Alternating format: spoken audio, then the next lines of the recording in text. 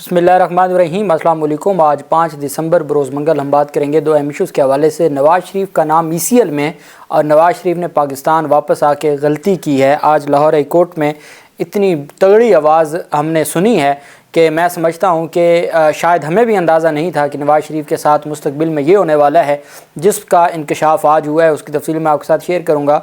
और सबसे पहले मैं आपको बताता चलूँ कि इमरान खान के ख़िलाफ़ जो मुकदमा है गैर शरई निकाह केस, उसमें आज ख़ावर मानिका के मुलाजिम ने अपना इंतहाई घटिया इल्ज़ाम अदालत में जमा करवाया है। इनकी औकात ये है कि जब ये आते हैं बयान देने के लिए तो चूँकि इनका जहन और इनका बयान इंतहाई घटिया होता है तो ये आवाम को चेहरा दिखाने के काबिल नहीं होते और मुंह पे मास्क किया होता है या कपड़ा चढ़ाया होता है और इस तरीके से मुंह कवर करके वो आते जाते हैं, चूँकि उनको पता है कि वो इतना बड़ा झूठ बोलने आए हैं और वो झूठ का एक तमाशा करने आए हैं और सिर्फ इमरान खान के ख़िलाफ़ इस हद तक गिर जाना कि जिसकी कोई इंतहा नहीं है।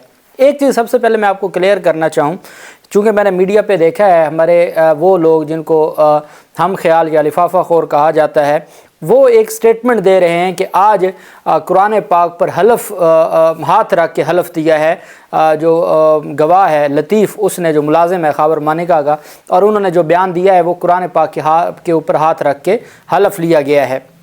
ये बात बिल्कुल गलत है। अदालत में जो हलफ लिया जाता है, जो कुरान पाक पे ओहत लेना है, वो स्पेशल ओहत है और वो बाकायदा तौर पर एविडेंस में अगर कोई पार्टी ये क्लेम करे कि मैं भी कुरान पाक उठाने के लिए तैयार हूँ, ये भी अगर सच्चे हैं तो ये उठा दें, नहीं तो मैं उठा देता हूँ, तो वो एक एविडेंस में उस वक्त मामला आता है जब कोई स्पेशल ओहत की बारी है।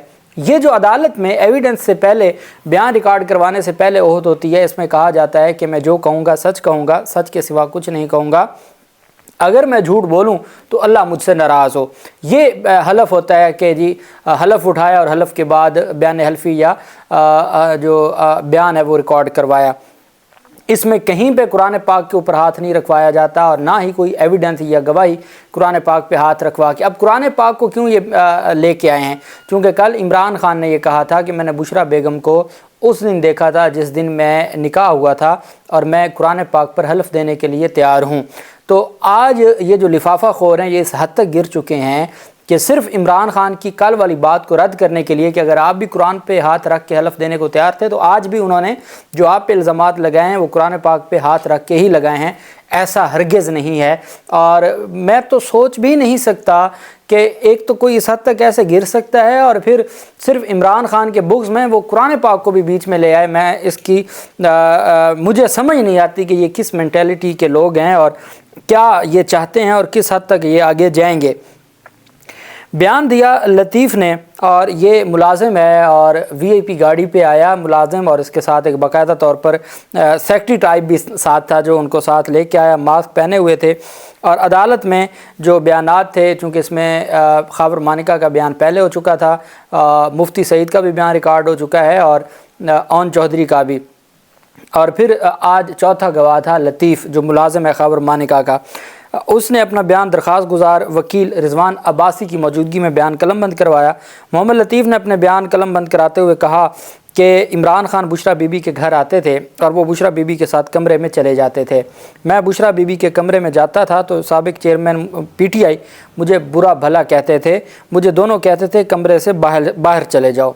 आप सुनते जाएं और मैं सारी डिटेल, बहुत लंबा बयान है और इंतहाई घटिया बयान है।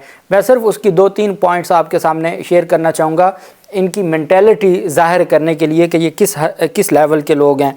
उन्होंने कहा कि ख़ावर मानिका फरीद मानिका के साथ गुज़श्ता 35 साल से मैं घरेलू मुलाजिम हूँ, पुराना मुलाजिम हूँ, इसलिए इनका मुझसे किसी किस्म का पर्दा नहीं है। इनके बच्चे भी मेरे हाथों में पले हैं, बड़े हैं, मैं घर के फ़र्द की तरह हूँ। ख़ावर मानिका के पाकपतन शरीफ, लाहौर, इस्लामाबाद, बनी गाला में घर हैं। गवाह ने कहा कि ख़ावर मानिका कस्टम में मुलाजिम थे, मुख्तलिफ़ जगहों पर उनकी पोस्टिंग होती रहती थी, उनकी फ़ैमिली लाहौर या इस्लामाबाद में रहती थी। साबिक चेयरमैन PTI ने ख़ावर मानिका के बनी गाला घर में 2015 में आना जाना शुरू किया। 2015 में कभी कभार 2016-17 में ख़ावर मानिका के घर आना जाना ज़्यादा हो गया। मोहम्मद लतीफ़ के मुताबिक साबिक चेयरमैन PTI हमेशा ख़ावर मानिका की गैर मौजूदगी में उनके घर आते थे। ख़ावर मानिका को जब बुशरा बीबी से बात करनी होती तो उनके फ़ोन पर कॉल करते, बुशरा बीबी का फ़ोन बंद होता तो मेरे नंबर पर कॉल करते और मैं उनकी बात करवाता। इन वाक़यात के बाद ख़ावर मानिका और बुशरा बेगम में आपस में लड़ाइयाँ शुरू हो गईं। गवाह ने बयान दिया कि 2017 के आखिर में ख़ावर मानिका ने बुशरा बीबी को तलाक दे दी। कई बार साबिक चेयरमैन PTI को ख़ावर मानिका के फ़ोन आने और उनके कहने पर घर से निकाला। जब ख़ावर मानिका की बात कराने बुशरा बीबी के पास अंदर जाता तो मुझे डांट भी पड़ती थी। अगर ख़ावर मानिका ना होते तो शायद बुशरा बीबी मुझे नौकरी से भी निकाल देती। सिविल जज कुदरतुल्लाह ने इस्तफसार किया कि आप इतना रो रो कर कमज़ोर हो गए हैं, तो क्या साबिक चेयरमैन PTI और बुशरा बीबी आपको ख़ुद कमरे में साथ बिठाते थे? गवाह मोहम्मद लतीफ़ ने कहा कि मुझे इमरान खान और बुशरा बीबी कमरे में साथ नहीं बिठाते थे, मुझे ख़ावर मानिका कहते थे कि जाकर उन्हें देखो। कोई इस हद तक भी बेगैरती के मुकाम पर फायज हो सकता है कि वो कहे कि अपने मुलाजिम को कि जाके देखें मेरी बीवी किसके साथ है और क्या कह रही है, और वो टांग पे टांग रख के 5 साल वो उसको एंजॉय करता रहे। इससे बढ़ के मैं ये आपको बताऊं कि इंतहाई अफसोसनाक है और इंतहाई शर्मनाक है। बहरहाल अदालत में बयान हुआ तो उस काबिल समाअत होने या ना होने पर अदालत ने दलाइल तलब कर लिए हैं 8 दिसंबर के लिए, क्योंकि बहुत अहम केसेस हैं। मैंने आपको कहा नया रेफरेंस फाइल हुआ इमरान खान के ख़िलाफ़, उसमें 4 दिसंबर से 6 दिसंबर के लिए वारंट गिरफ्तारी जारी की है और उसकी रिपोर्ट भी तलब कर ली सिर्फ 2 दिन में।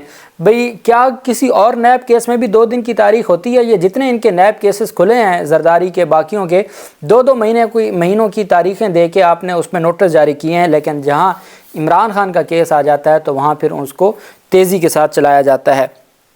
उसके बाद ये हुआ कि एतजाज़ अहसन साहब हम लाहौर हाई कोर्ट में बैठे थे, तो मेरे साथ सीनियर रिपोर्टर्स जो कोर्ट रिपोर्टर्स हैं दोस्त हमारे वो बैठे थे, तो उनको कॉल आई कि एतजाज़ अहसन साहब मीडिया से गुफ्तगू करना चाहते हैं और आज वो बड़े ही गुस्से में हैं।